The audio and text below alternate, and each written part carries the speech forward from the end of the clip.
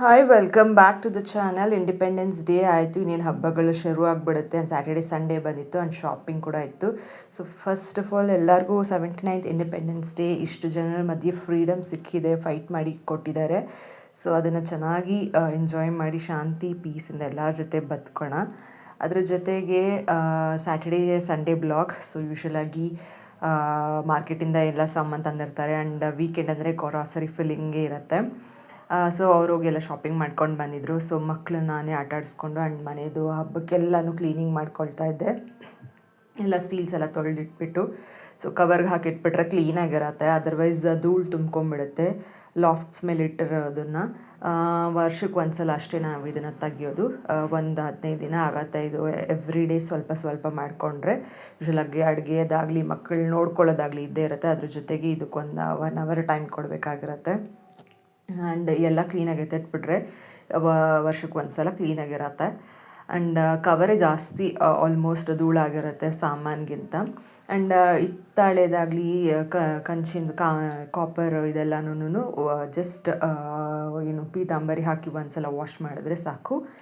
ಮತ್ತು ಹುಣ್ಸೆಹಣ್ಣು ಯೂಸ್ ಮಾಡಿ ಸ್ವಲ್ಪ, ಇವೆರಡೇ ಯೂಸ್ ಮಾಡಿಕೊಂಡ್ರೆ ಕ್ಲೀನಾಗಿ ಹೊಳಿತಾ ಇರುತ್ತೆ. ಅಷ್ಟು ಏನು ಜಾಸ್ತಿ ಎಫರ್ಟ್ಸ್ ಹಾಕಬೇಕಾಗಿರೋದೆಲ್ಲ ಕ್ಲೀನಾಗಿದ್ದರೆ. ತೀರಾ ವಾಟರ್ ಕೂಡ ಅಷ್ಟೇ ಒರೆಸಿ ಎತ್ತಿಟ್ಬಿಡ್ಬೇಕಾಗತ್ತೆ. ಆ್ಯಂಡ್ ಇನ್ನೇನು ಶ್ರಾವಣ ಶನಿವಾರ ಪೂಜೆನೂ ಮಾಡಿ ಎಲ್ಲ ದಿನವೂ ಒಳ್ಳೆಯದು. ಶ್ರಾವಣದಲ್ಲಿ ಸೋಮವಾರ ಆಗಲಿ ಎಲ್ಲನೂ ಅಷ್ಟೇ ಶಿವನಿಗೆ ಪೂಜೆ ಮಾಡೋದು. ಯಾವುದೇ ದೇವರಾದರೂ ಅಷ್ಟೇ, ವಿಷ್ಣು ಶಿವ ಎಲ್ಲ. ಸೊ ಡಿನ್ನರ್ ಕೂಡ ಕಾಲ್ ಮಾಡ್ಕೊಂಡಿದ್ದೆ. ಡಿನ್ನರ್ ಮುಗಿಸ್ಕೊಂಡು ಬೆಳಗ್ಗೆ ಅರ್ಲಿ ಮಾರ್ನಿಂಗ್ ಎಂಗೇಜ್ಮೆಂಟ್ ಇತ್ತು ಬ್ರದರ್ದು. ಅದನ್ನು ಮುಗಿಸ್ಕೊಂಡು ನಾವು ಭೂವರಹ ಸ್ವಾಮಿ ಟೆಂಪಲ್ಗೆ ಹೋಗಿದ್ದೀವಿ. ಮೇನ್ ಏನು ಅಂದರೆ ಅವರು ನಮ್ಮ ರಿಲೇಟಿವ್ ಅವರು ಮನೆ ಕಟ್ಟಿಸ್ಬೇಕಾಗಿತ್ತು. ಹಾಗಾಗಿ ದೇವಸ್ಥಾನದಿಂದ ಕಲ್ಲು ತೊಗೊಂಡು ಹೋಗಬೇಕು, ಅದು ಪದ್ಧತಿ. ಸೊ ಅದಕ್ಕೋಸ್ಕರ ಪೂಜೆ ಮಾಡಿಸ್ಕೊಂಡು ಹೋಗೋಣ ಅಂತ ದೇವಸ್ಥಾನಕ್ಕೆ ಎಂಟರ್ ಆಗ್ತಾಯಿದ್ದೀವಿ. ಸೊ ಮೈಸೂರಿಂದ 1 ಅವರ್ ಟ್ರಾವೆಲ್ ಇದು. ಸೊ ಇದು ಎಂಟ್ರೆನ್ಸ್, ಇಲ್ಲೇ ಊಟ 24/7 ಇದ್ದೇ ಇರುತ್ತೆ. ಸೊ ದೇವಸ್ಥಾನನೂ ಓಪನ್ ಇರುತ್ತೆ. ತುಂಬ ಜನ ಬರ್ತಾ ಇರ್ತಾರೆ. ಯೂಶ್ವಲಾಗಿ ಮನೆ ಕಟ್ಸೋರಂತೂ ಕಂಪಲ್ಸರಿ ಇಲ್ಲಿ ಬರಲೇಬೇಕು ಅಂತ ಹೇಳಿರ್ತಾರೆ. ಆ್ಯಂಡ್ ಕಟ್ಸೋಕ್ಕೆ ಇಷ್ಟ ಇರೋರು ಹೇಗೆ ಅಂದ್ಕೊಂಡಿದ್ರು ಅದಕ್ಕೆ ದಿನ ಪೂಜೆ ಮಾಡಿ ಬಂದು ಹೋಗಿ ಮಣ್ಣು ತೊಗೊಂಡು ಹೋಗಿ ಸೊ ಪೂಜೆ ಮಾಡಿದ್ರೂ ಕೂಡ ನಿಮಗೆ ಲಭಿಸುತ್ತೆ. ಏನು ಕಟ್ಸೋಂತಹ ಸಿದ್ಧತೆ ಆಗುತ್ತೆ ಅಂತ ಹೇಳ್ತಾ ಇದ್ರು ಪೂಜಾರಿಗಳಲ್ಲಿ ಮೈಕಲ್ಲಿ ಅನೌನ್ಸ್ ಮಾಡ್ತಾ ಇರ್ತಾರೆ. ಸೊ ನೀರು ಅಷ್ಟೇ ತುಂಬಾ ಪ್ರಶಾಂತವಾಗಿದೆ, ತೀರಾ ಗಲೀಜು ಇಲ್ಲ. ಸ್ವಲ್ಪನೇ ಪೂಜೆ ಮಾಡಿಟ್ಟಿದ್ದಾರೆ ಇಷ್ಟೇ ಎಂಟ್ರೆನ್ಸಲ್ಲಿ. ಸೊ ವಿಡಿಯೋದಲ್ಲಿ ನೋಡ್ಬೋದು ಕ್ಲೀನಾಗಿದೆ ವಾಟರ್ ಕೂಡ. ಆ ಕಡೆ ದಡನೂ ಅಷ್ಟೇ ಒಳ್ಳೆ ಟ್ರೈನ್ ಹೋದಂಗಿರುತ್ತೆ. ಸೊ ಮಕ್ಕಳೆಲ್ಲ ಎಂಜಾಯ್ ಮಾಡ್ತಾಯಿರೋ, ತಣ್ಣಗೆ ಗಾಳಿ ಬೀಸ್ತಾಯಿತ್ತು. ಹೆಂಗೂ 4 o'clock ಆಗೋಗಿತ್ತು. ಸೊ ಬಿಸಿಲೆಲ್ಲ ಕಮ್ಮಿಯಾಗಿ ಅವತ್ತು ಎಸ್ಪೆಷಲಿ ತಣ್ಣಗಿತ್ತು. ಆ್ಯಂಡ್ ಎಲ್ಲ ಚೆನ್ನಾಗಿ ಅದ್ರಲ್ಲಿ ಆಟ ಆಡಿಕೊಂಡು ಬರೋ ಅಷ್ಟರಲ್ಲಿ ಈವ್ನಿಂಗ್ ಆಗೋಗಿತ್ತು, ನೈಟ್ 8 o'clock. ಸೊ ಹಾಗೆ ಇದರ ದೇವಸ್ಥಾನ ಸ್ಪೆಷಾಲಿಟಿ ಅಂದ್ರೇ ಮೇಯ್ನಾಗಿ ಮನೆ ಕಟ್ಸೋರ್ಗೇನೆ ಅದನ್ನು ಕಲ್ಲು ಕೂಡ 2 ತೊಗೊಂಡು ಒಂದು ಅಲ್ಲೇ ಇಟ್ಟು ಮಣ್ಣನ್ನು ತೊಗೊಂಡು ಹೋಗಿ ಪೂಜೆ ಮಾಡಿಸಿ ಏನು ಮನೆ ಕಟ್ಟಿಸ್ತೀವಿ ಅಂತ ಹರಕೆ ಮಾಡ್ಕೊಳ್ಬೋದು.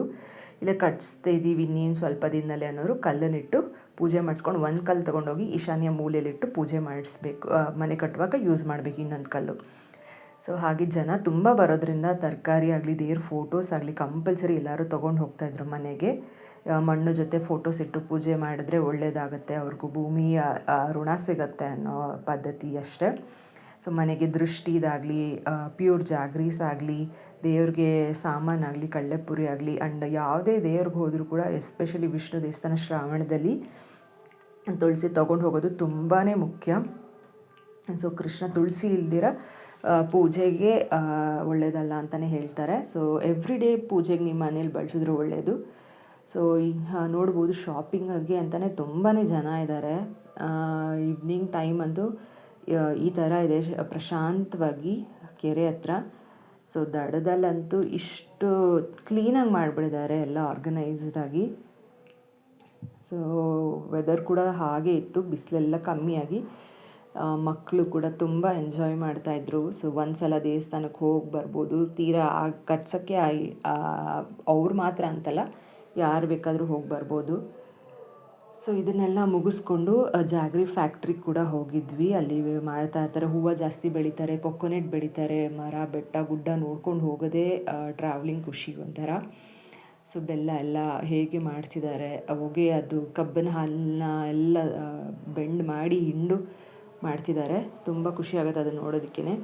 So another set of pair ಇನ್ನೊಂದು ದಿನದ್ದು ಇದು ನಾಳೆ ತೊಳಿಬೇಕು. ಇದು ತೊಳೆದಿಟ್ಟಿರೋದು ಇವಾಗ ಎತ್ತಿಡಬೇಕು. ಸೊ ಈ ಕ್ಲೀನಾಗೆಲ್ಲ ಆರ್ಗನೈಸ್ಡಾಗಿ ಪ್ಯಾಕ್ ಮಾಡಿ ಎತ್ತಿಟ್ಬಿಟ್ಟಿದ್ದೀನಿ. ಸೊ ಅವರೆಲ್ಲ ಮೇಲ್ಗಡೆ ಎಲ್ಲ ಕ್ಲೀನಾಗಿ ಇಟ್ಟಿದ್ದಾರೆ. ನಾನು ಜಸ್ಟ್ ಗಂಟು ಕಟ್ಟಿ ಇಟ್ಟಿದ್ದೆ ತೊಳೆದು. ಈ ಕಡೆ ರೂಮಲ್ಲೂ ಅಷ್ಟೇ ಎಲ್ಲ ಕಾರ್ಟೂನ್ ಬಾಕ್ಸಲ್ಲಿ ಕೆಲವೊಂದು. ಸೊ ಇನ್ನೆಲ್ಲ ಮೇಲ್ಗಡೆ ಇದೆ. ಈರುಳ್ಳಿ ಇದು ಎಲ್ಲ ಡಬ್ಬಗಳು ಲಾಸ್ಟ್ ಟೈಮ್ ನಾನು ಹೌಸ್ ಟೂರಲ್ಲಿ ನೋಡಿರ್ತೀರ ನೀವು. ಸೊ ಹಾಗೆ ಲಾಸ್ಟ್ ವೀಕ್ ಕೂಡ ಫಾರ್ಮ್ ಹೌಸ್ಗೆ ಹೋಗಿ ಎಂಜಾಯ್ ಮಾಡಿದ್ವಿ. ಎಲ್ಲ ಗೆಟ್ ಟುಗೆದರ್ ಫ್ಯಾಮಿಲಿ ಆಗಲಿ ಫ್ರೆಂಡ್ಸ್ ನೇಬರ್ಸ್ ಸೇರಿದ್ರೆ ಅದೇ ದೊಡ್ಡ ಖುಷಿ.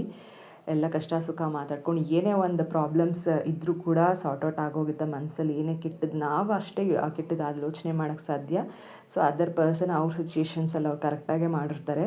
ಸೊ ಅದನ್ನು ನಾವು ಅರ್ಥ ಮಾಡಿಕೊಂಡು ಯಾವುದೇ ಮನಸ್ತಾಪ ಇಲ್ದಿರ ಮುಂದೆ ಹೋಗೋದೇ ಜೀವನ.